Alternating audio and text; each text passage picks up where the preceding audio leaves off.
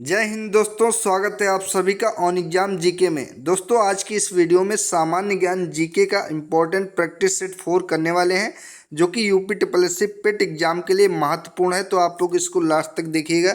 चलिए आज की वीडियो को शुरू करते हैं। आज का पहला क्वेश्चन, विश्व का सबसे बड़ा डेल्टा निम्नलिखित में से कौन सा है? तो बताइए आप लोग कौन सा इसका आंसर हो जाएगा। इंपॉर्टेंट क्वेश्चन है, कई बार एग्जाम में पूछा जा चुका है कि विश्व का सबसे बड़ा डेल्टा कौन सा है। तो इसका राइट आंसर हो जाएगा ऑप्शन नंबर ए, गंगा एवं ब्रह्मपुत्र नदियां ये डेल्टा मिलकर बनाती हैं, जिसे सुंदरवन डेल्टा के नाम से जानते हैं। इसका सुंदरवन डेल्टा क्यों नाम पड़ा? तो यहाँ पे सुंदरी नामक वृक्ष पाया जाता है, इसलिए इस डेल्टा का नाम सुंदरवन डेल्टा पड़ा, जो कि विश्व का सबसे बड़ा नदी डेल्टा है। इंपॉर्टेंट क्वेश्चन है, ऑप्शन नंबर ए इसका करेक्ट ऑप्शन होगा।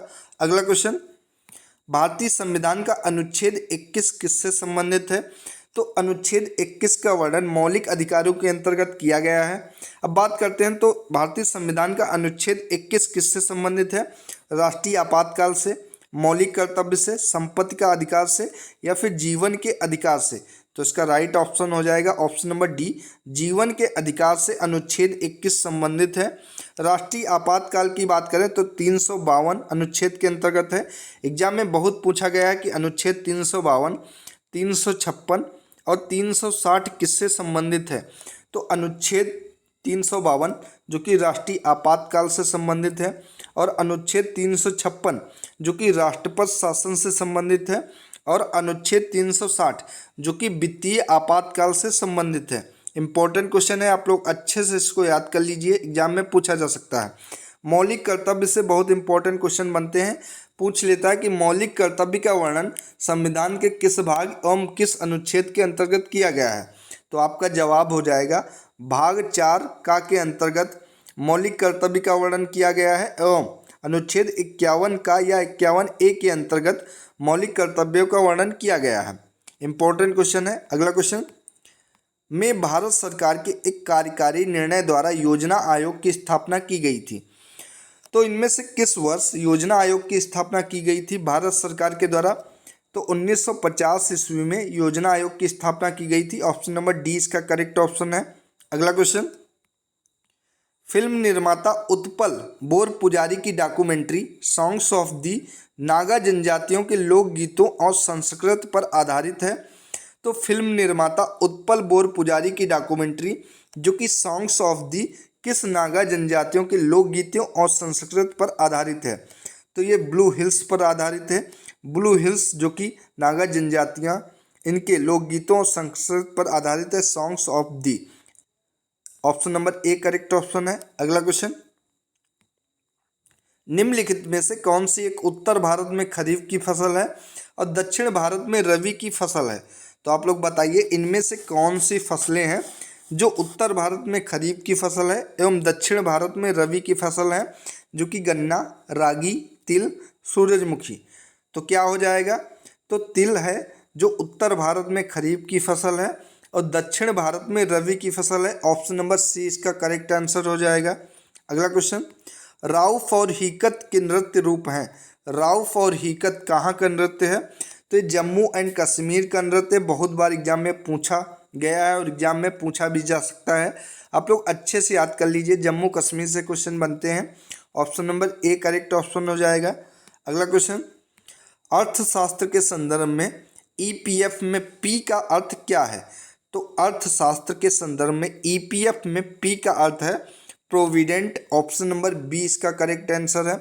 ईपीएफ का फुल फॉर्म होता है एम्प्लॉय प्रोविडेंट फंड। तो इसको आप लोग अच्छे से याद कर लीजिए, ऑप्शन नंबर बी इसका करेक्ट आंसर है। अगला क्वेश्चन, 320 ईस्वी से 550 ईस्वी के बीच किस राजवंश ने भारत पर शासन किया था? तो 320 ईस्वी से लेकर 550 ईस्वी के बीच, तो इसका आंसर हो जाएगा गुप्त वंश ने शासन किया। ऑप्शन नंबर सी इसका करेक्ट आंसर है।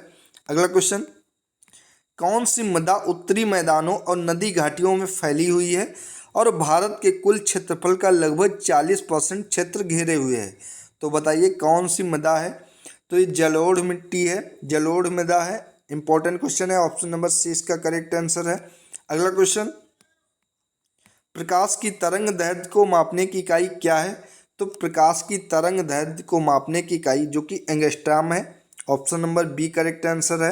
अगला क्वेश्चन, भारतीय संविधान में संशोधन का प्रस्ताव निम्नलिखित में से किस देश के संविधान से लिया गया है?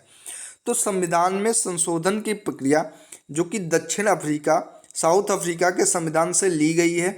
Option number C correct answer है। अगला question, Kundalini mother of the universe पुस्तक किसने लिखी है जिसमें ललिता सहस्त्र नाम का अंग्रेजी अनुवाद शामिल है? तो इसका करेक्ट आंसर हो जाएगा ऋषि सिंह घेरवाल के द्वारा यह पुस्तक लिखी गई है। Option number C correct answer है। ऋषि सिंह घेरवाल के द्वारा Kundalini mother of the universe पुस्तक लिखी गई है। अगला क्वेश्चन, बहुत उच्च तापमान को मापने के लिए किस उपकरण का प्रयोग किया जाता है?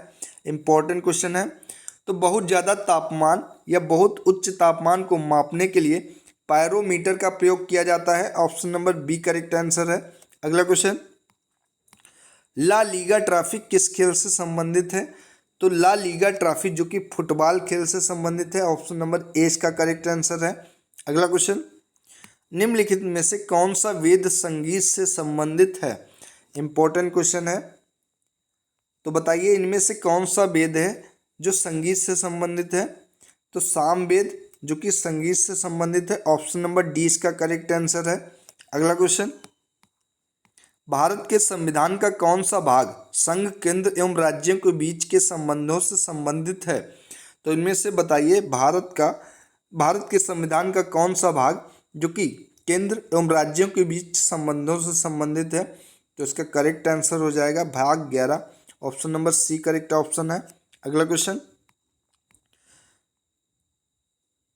केशिका फीड फाउंटेन पेन का आविष्कार किसने किया था? तो केशिका फीड फाउंटेन पेन का आविष्कार जो कि L.E. वाटरमैन के द्वारा किया गया था। ऑप्शन नंबर ए इसका करेक्ट आंसर है।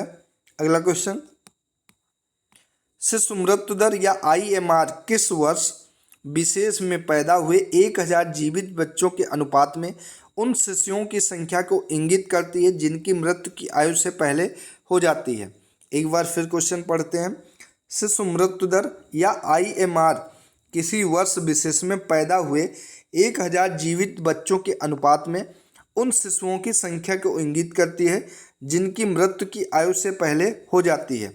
तो किस आयु से पहले मृत्यु बच्चों की जिनकी हो जाती है वो गणना की जाती है? तो उसका राइट आंसर हो जाएगा 1 साल से पहले जिन भी शिशुओं की मृत्यु हो जाती है उनकी गणना की जाती है। Option number D correct answer है। अगला क्वेश्चन, चेचक के टीके की खोज किसने की थी? तो चेचक के टीके की खोज जो कि एडवर्ड जेनर के द्वारा की गई थी। Option number A correct answer है। इंपॉर्टेंट क्वेश्चन है, आप लोग अच्छे से इसको याद कर लीजिए। एग्जाम में पूछा जा सकता है कि चेचक के टीके की खोज किसके द्वारा की गई? तो आपका आंसर हो जाएगा एडवर्ड जेनर के द्वारा। अगला क्वेश्चन, निम्नलिखित में से किस खेल से अंजू बॉबी जॉर्ज संबंधित है? तो इनमें से कौन से खेल से अंजू बॉबी जॉर्ज संबंधित है? निशानेबाजी, मुक्केबाजी, एथलेटिक्स या फिर हॉकी? तो बताइए। तो ये एथलेटिक्स से संबंधित है जो कि अंजू बॉबी जॉर्ज जो कि एथलीट है। Option number C correct answer है। अगला क्वेश्चन, विटामिन के की कमी से हमारे शरीर में क्या होता है? बहुत इंपॉर्टेंट क्वेश्चन है, इसको साइंस वाली वीडियो में करा भी चुके हैं कि विटामिन के की कमी से हमारे शरीर में क्या होता है। तो रक्त के थक्के जमने में देरी होती है। अगर आपके शरीर में विटामिन के की कमी है तो आपके शरीर में ब्लड का थक्का, जो रक्त का थक्का जमता है, उसको जमने में टाइम लगेगा। ऑप्शन नंबर ए इसका करेक्ट आंसर है। इंपॉर्टेंट क्वेश्चन है। अगला क्वेश्चन, कोलकल किस राज्य के पारंपरिक लोक नृत्यों में से एक है? तो कोलकल जो कि केरल राज्य के पारंपरिक लोक नृत्यों में से एक है। ऑप्शन नंबर सी इसका करेक्ट आंसर है। अगला क्वेश्चन, पंडवानी का सबसे प्रसिद्ध लोकगीत नाट्य है? तो पंडवानी किस राज्य का सबसे प्रसिद्ध लोकगीत नाट्य है? तो इसका करेक्ट आंसर हो जाएगा छत्तीसगढ़ राज्य का सबसे प्रसिद्ध लोकगीत नाट्य है। इंपॉर्टेंट क्वेश्चन है। ऑप्शन नंबर सी इसका करेक्ट आंसर है। अगला क्वेश्चन, बियॉन्ड द लाइन्स पुस्तक के लेखक कौन है? तो बियॉन्ड द लाइन्स पुस्तक के लेखक जो कि कुलदीप नैयर हैं। Option number D correct answer है। इंपॉर्टेंट है। अगला क्वेश्चन, पानीपत की पहली लड़ाई कब लड़ी गई थी? तो पानीपत का प्रथम युद्ध कब हुआ था? तो पानीपत का प्रथम युद्ध 1526 ईस्वी में हुआ था, जो कि 21 अप्रैल 1526 को हुआ था पानीपत का प्रथम युद्ध। इसी युद्ध में दिल्ली सल्तनत और मुगल साम्राज्य के बीच लड़ाई हुई थी, जिसमें मुगल साम्राज्य स्थापित हुआ था इसी युद्ध से। तो दोस्तों ये थी आज की इम्पोर्टेंट वीडियो। अगर अच्छी लगी वीडियो को लाइक एंड शेयर करें और चैनल को सब्सक्राइब करें। धन्यवाद।